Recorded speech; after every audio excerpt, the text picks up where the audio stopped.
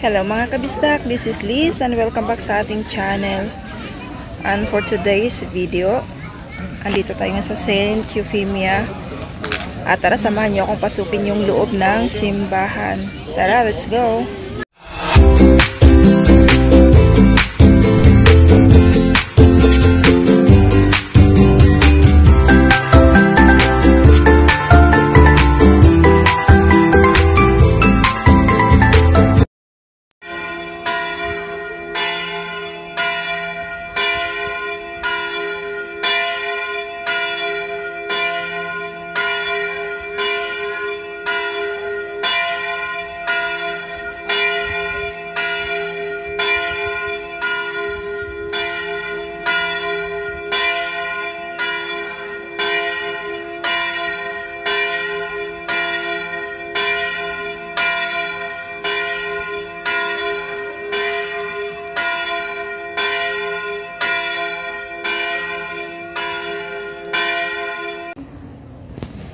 So, ito yung loob ng simbahan.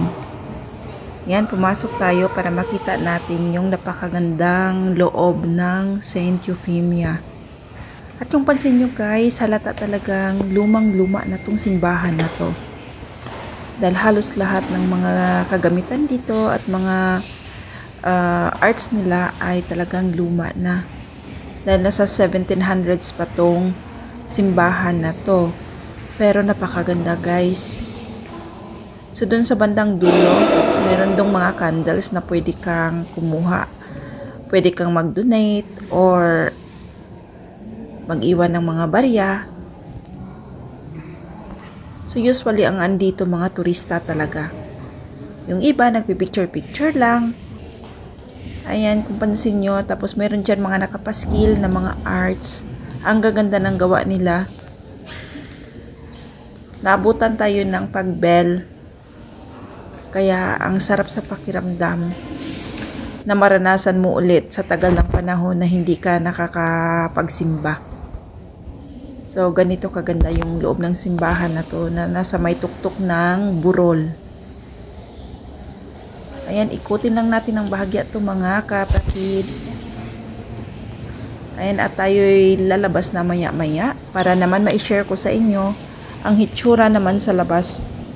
Dahil ngayon ay sobrang dami pa ring turista.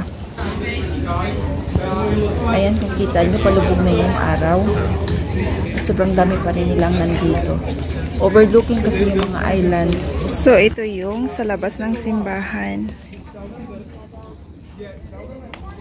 So, palubog na yung araw. Kaya napakaganda ng view dito. So, marami pa ring mga turista.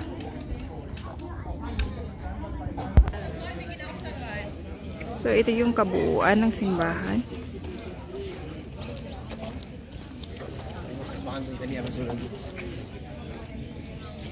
So, napakatanda na ng simbahan na to.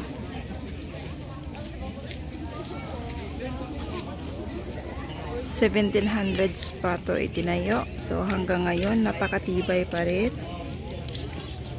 At dinadayo talaga siya.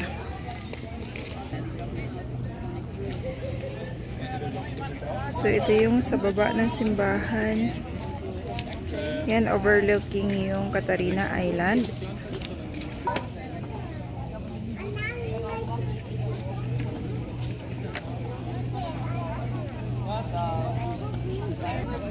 At merong coffee shop dyan sa baba.